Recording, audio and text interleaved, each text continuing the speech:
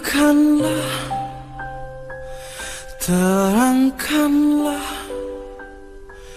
jiwa yang berkabut, langkah penuh dosa. Bila masa telah tiada, kereta kencana datang tiba-tiba.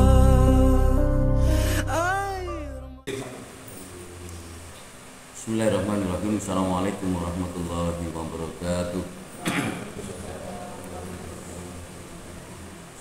Alhamdulillah, innal hamdalillah nahmaduhu wa nasta'inuhu wa nastaghfiruh wa na'udzu billahi min shururi anfusina wa min sayyiati a'malina. May yahdihillahu fala mudilla lahu wa may yudlil fala hadiya lahu. Asyhadu an la ilaha illallah wahdahu la syarika lahu wa asyhadu anna Muhammadan abduhu wa rasuluhu amma ba'du. Bapak-bapak, ibu-ibu, anak-anak sekalian yang dimuliakan oleh Allah, alhamdulillahirabbil alamin. Pasca bulan Ramadan dan kita merayakan di hari raya Idul Fitri serta momen yang luar biasa untuk kita semuanya untuk saling memperkuat ukhuwah Islamiyah dan mencoba untuk memperbaiki hubungan kita antara manusia dengan manusia, karena ada dua hubungan kita, yaitu hablum minallah dan hablum minan nas. Hubungan antara manusia dengan Allah, dan yang kedua adalah hubungan manusia dengan manusia. Hubungan dengan Allah, pada saat kita melakukan sebuah kesalahan, maka ada beberapa hal yang kita ingin sampaikan, bahwa kita hanya ingin meminta ampunan kepada Allah dengan cara istighfar, lalu berusaha semaksimal mungkin untuk tidak mengulangi. Insya Allah akan diampuni oleh Allah. Begitu juga dengan hablum minan nas. Ada dua, selain memohon ampunan kepada Allah, juga memohon ampunan kepada manusia yang dibuat salah, gitu ya. Bahkan ada yang menyampaikan bahwa memohon ampunan kepada Allah itu lebih ringan dibandingkan meminta ampunan kepada sesama manusia. Maka ya kita perlu berhati-hati. Dan kalau ada yang menyebutkan hanya orang yang bertetangga dengan orang yang sudah meninggal saja yang bisa menjaga diri, tidak berbuat salah kepada orang lain. Karena bagaimanapun juga kita ini manusia, ya kalau bahasanya mungkin tempatnya salah, gitu. Sehingga pada saat manusia dengan manusia, ya kadang merasakan masakannya sudah dikasih masakan masih komentar. Masih komentar, gitu ya. Oh, kurang asin, kurang apa? Kurang dagingnya, kurang ini. Jadi sekali lagi, bulan Syawal kemarin adalah ya budaya yang dilakukan di Indonesia. Ya memang itu salah satu upaya untuk apa? Memohon maaf antara manusia dengan. Mudah-mudahan kita termasuk hamba Allah yang terus berupaya menjaga hubungan kita dengan Allah dan berupaya memaksimalkan diri menjaga hubungan kita dengan sesama manusia. Ma'asyiral muslimin, sidang salat subuh yang dimuliakan oleh Allah, kita berikutnya bersalawat kepada Nabi kita, Nabi Muhammad SAW. Dan kita ingin melanjutkan materi yang sudah kita pelajari, yaitu kita ingin terus berupaya mencari ilmu bagaimana kehidupan Rasulullah selama 24 jam, yaitu dengan sunnahnya.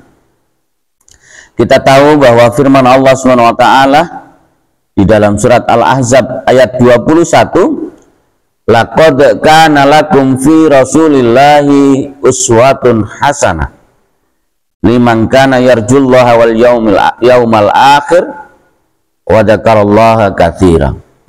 Demi sesungguhnya adalah bagi kamu pada diri Rasulullah itu contoh, suri tauladan, hal yang perlu patut dicontoh yang terbaik bagi orang yang senantiasa mengharapkan keridhaan Allah dan balasan baik di hari akhirat, serta dia pula mengingat Allah dengan sebanyak-banyaknya.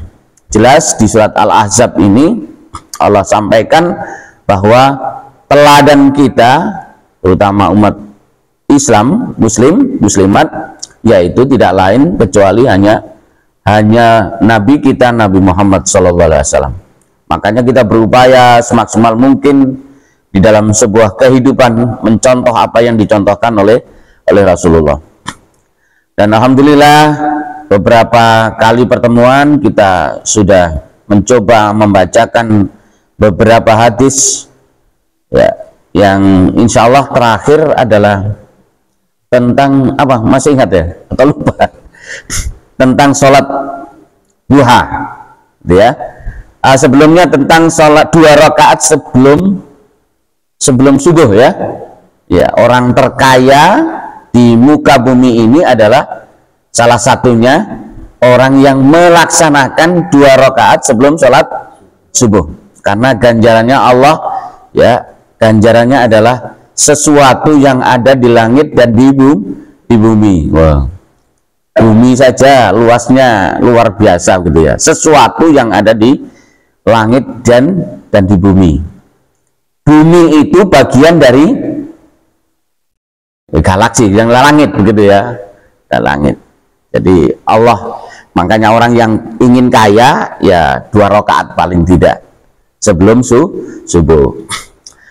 Ma'asyiral muslimin rahimakumullah, untuk hari ini kita akan mencoba belajar bersama-sama tentang sholat duha, ya.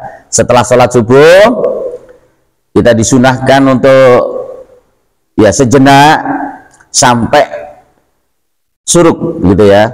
Kalau di sini ada tandanya biasanya jam 5 berapa itu Ustaz, ya. Dengan ditandai dengan sholawat biasanya.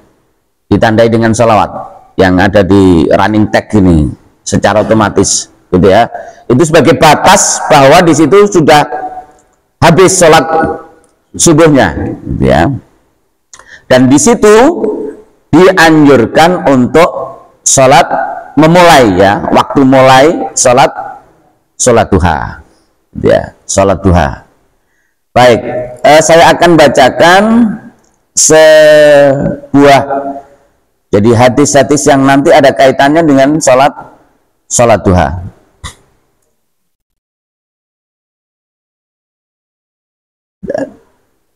Baik. Yang pertama adalah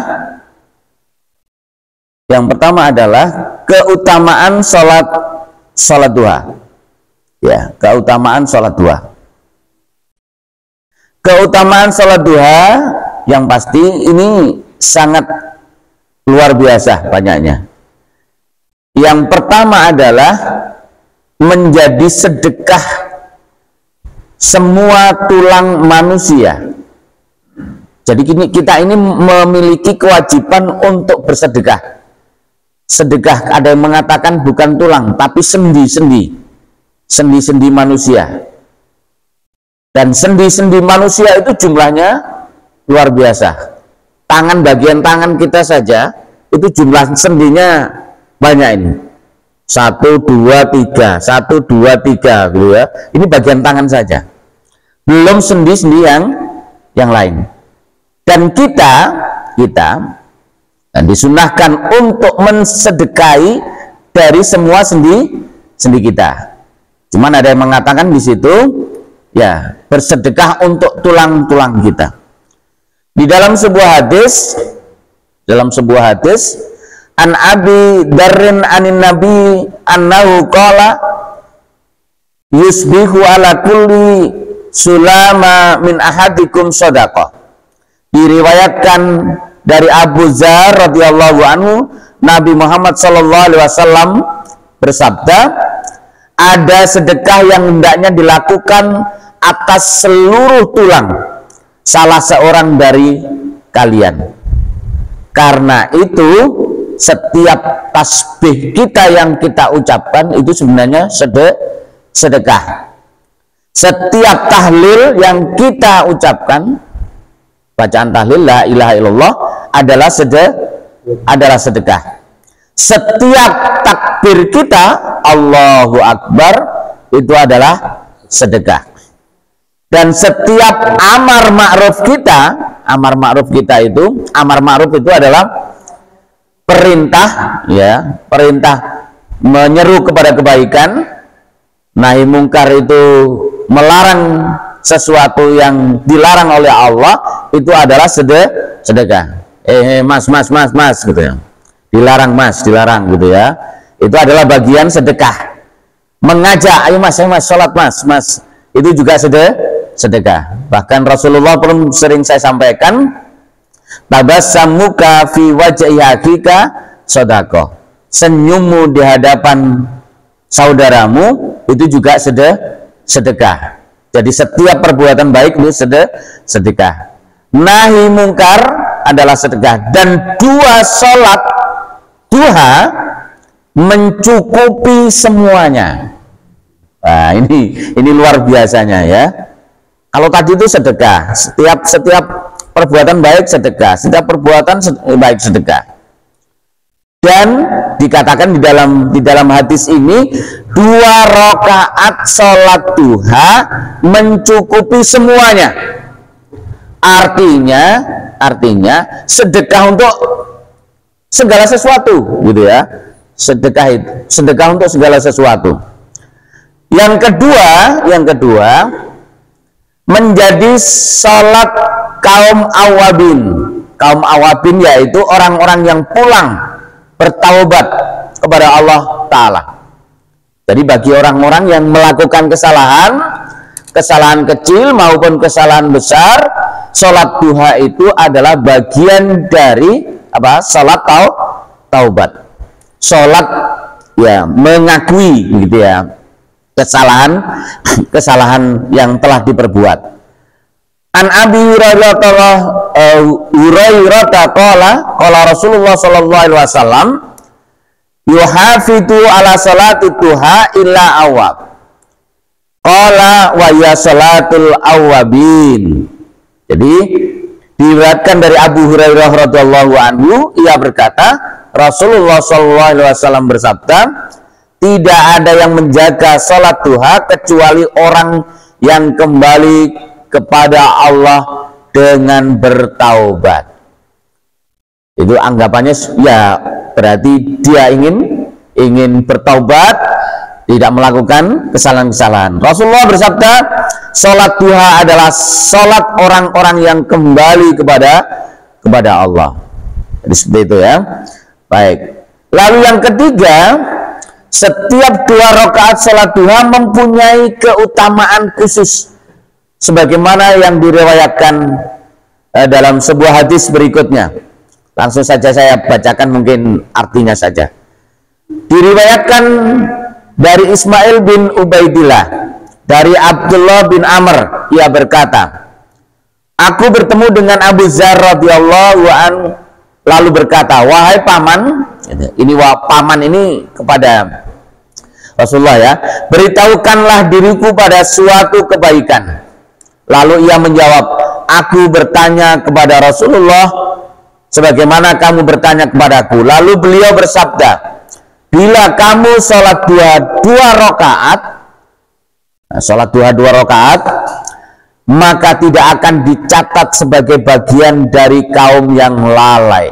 Selain di hadis tadi itu 2 rakaat sebagai tanda orang yang bertaubat tadi itu. Lalu beliau bersabda, bila kamu sholat 2 rakaat, gitu ya, 4 rakaat maksud saya, maka akan dicatat sebagai bagian dari kaum yang berbuat baik. Lalu bila kamu sholat 6 rakaat, maka akan dicatat sebagai bagian dari kaum yang taat. Lalu jika kamu sholat 8 rakaat, maka akan dicatat sebagai bagian dari kaum yang beruntung. Dan bila kamu sholat 10 rakaat, maka pada hari itu akan dicatatkan, gitu ya, artinya diampuni dosamu. Dan yang terakhir adalah jika kamu sholat duha 12 rakaat, maka akan dibangunkan untukmu sebuah rumah di surga. Wah, luar biasanya di situ ya. Jadi batasan kalau di dalam hadis ini jumlah rakaat ini disebutkan 12, yang paling banyak itu 12 rakaat. Dan di situ puncaknya Allah akan membangunkan rumah di surga tanpa kredit. Ya, tanpa kredit. Hanya dengan 12 rakaat, begitu ya. Ya, tapi apakah semudah itu kita melakukan, begitu ya. Gitu ya. Jadi itu ya pastinya kita semuanya menginginkan kehidupan kita di dunia maupun kehidupan di akhirat dengan baik. Makanya ada sebuah doa yang di situ luar biasa. Tapi sebelum doa mungkin waktunya ya yang akan kita bahas seperti yang saya sampaikan tadi itu, bahwa di sini ada sebuah hadis yang diriwayatkan oleh Zaid bin Arqam. Tidakkah kalian tahu bahwa sholat dalam waktu itu lebih utama? Maka Rasulullah menyampaikan, gitu ya, sholat segolongan orang melakukan sholat duha, sholat kaum awabin yang tadi itu. Sholat duha adalah saat kaki anak-anak unta merasakan panasnya bumi karena terik matahari. Nah ini berbeda kembali ya, berbeda kembali. Kalau tadi itu kan batasan awal itu adalah apa? Pada saat syuruk, mulai matahari mulai muncul, gitu ya, mulai muncul. Itu batas awal, gitu ya, batas awal. Kalau bacaannya itu disunnahkan membaca surat Asy-Syams. Kalau tidak hafal, membaca surat Al-Kafirun. Dengan rakaat yang kedua surat Al-Ikhlas, Qul huwallahu ahad. Jadi Al-Kafirun dan Al-Ikhlas. Dalam sebuah riwayat disampaikan kenapa kok Rasulullah menganjurkan dan pada saat biasanya kalau nggak subuh atau pada saat sholat duha membaca itu ya, karena disitulah kita manusia ingin berlindung pada saat itu berlindung dari godaan sesama manusia. Kalau kita artikan di surat Al-Kafirun itu kan la a'budu ma ta'budun, saya tidak menyembah yang kamu sembah. Begitu juga dengan dirimu, begitu ya. Dirimu tidak menyembah apa yang ya, lakum dinukum watin. Lakum agamamu ada apa? Lakum dinukum, untukmu agamamu dan untukku agamaku. Gitu ya. Itu juga salah satu upaya bahwa memperkuat diri supaya tidak mudah tergoyahkan iman kita. Kalau dulu itu nun ngapunten ada sebuah misi ya, misi untuk mempengaruhi akidah orang-orang yang mudah digoyahkan. Bisa jadi dikirimi beras mie tiap hari gitu ya. Oh kok baik itu ya. Akhirnya sampai ikut pada akidahnya. Dan itu terjadi begitu ya di beberapa tempat. Baik itu. Lalu tata caranya yang pasti seperti biasa. Setiap sesuatu itu diawali dengan niat. Innamal a'malu biniat. Jadi segala sesuatu itu tergantung pada niatnya. Karena di sini adalah tentang sholat duha, maka niatnya adalah ya niat untuk melakukan sholat duha. Rata-rata ya disunahkan, bukan disunahkan, namanya niat itu pada saat mulai bertakbir, gitu ya. Ada juga yang memperkuat, ya kita semuanya mungkin yang Bapak Ibu sekalian, di situ ada melafatkan, gitu ya, dilafatkan usolli sunnatad duha rakaata ini lillahi ta'ala. Itu jika dilafatkan dulu sambil nanti pada saat takbir di dalam hati kita niat sholat duha. Yang kedua yaitu gerakan bacaannya itu sama seperti saat kita melaksanakan sholat sunnah yang lain, atau sholat fardu atau sholat sunnah yang lain. Yang tadi itu dianjurkan membaca beberapa surat itu Asy-Syams atau Al-Kafirun, lalu yang rakaat yang kedua Al-Ikhlas, begitu ya. Lalu kalau mungkin kalau di sekolah-sekolah ini banyak, kalau sudah sholat duha diajari dengan berdoa. Dan kalau kita artikan luar biasa di situ, bukan hanya mengejar rumah, dibangunkan rumah di dalam surga atau hal-hal yang lain, tapi juga berkenaan dengan rizki kita. Makanya di sini ya doanya luar biasa. Allahumma inna duha'uka, wahai Tuhan, sungguh duha ini adalah duhamu. Wal baha'uka, keagungan ini adalah keagunganmu. Sampai di situ. Nah, di Arab berikutnya, wa in kana rizki fis sama fa anzilhu. Seandainya rizki itu di langit, maka turunkanlah. Wa in kana fil ardi, di bumi, fa akhrijahu, maka keluarkanlah. Wa in kana ba'idan, seandainya rizki itu jauh, fakor ibu, maka dekatkanlah. Wa in kana haraman, jika rizki itu haram, maka halalkanlah. Nah, jadi doanya pun juga luar biasa. Jadi Bapak Ibu serta anak-anak sekalian, mudah-mudahan kita diberi kekuatan untuk ya minimal dua rakaat, gitu ya, minimal 2 rakaat untuk melaksanakan sholat duha. Ya seperti saya ini dijaga oleh program Ustadz Fikri. Program di mana? Program di sekolah, gitu ya. Dan itu menjadi kebiasaan untuk sholat duha. Ya di sekolah-sekolah sekarang negeri maupun swasta pun juga sudah banyak yang mengikuti budaya itu ya. Kemarin saya ketemu dengan murid saya di SD. Jadi dia itu sekarang di SMP negeri. Yang saya tanyakan pertama kali sholatnya, gimana sholatnya kalau di sekolah? Saya bilang gitu. Alhamdulillah Ustadz, ya cuman memang sholat sendiri-sendiri, ya enggak apa-apa, tetap dijaga. Ya kadang-kadang sholat duha Ustadz. Jadi dia itu saya tidak bertanya tentang sholat duha, tapi dia menyebutkan sholat duha karena pembiasaan pada saat di SD. Jadi seperti itu. Jadi itu sunnah yang dilakukan oleh Rasulullah. Bapak Ibu sekalian, mudah-mudahan mungkin hanya satu materi ini Ustaz. Insya Allah untuk berikutnya nanti akan kita bahas tentang sholat rawatib.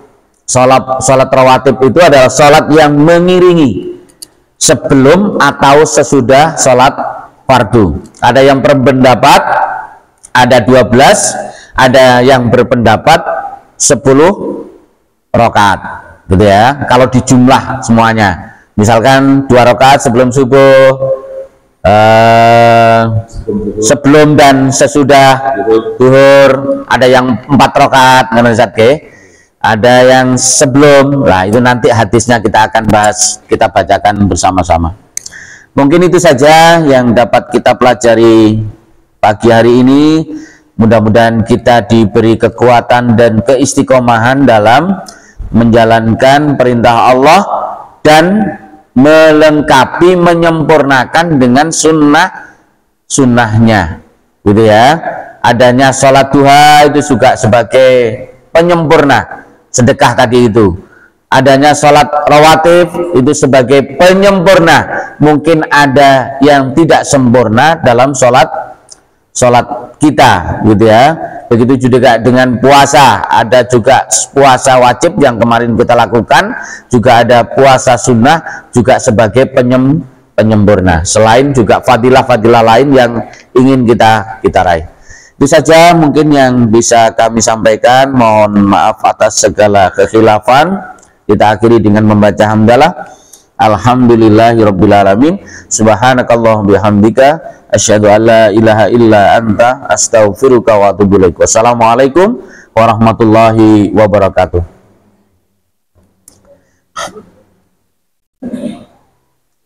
Tadi anaknya mertua kemana ini?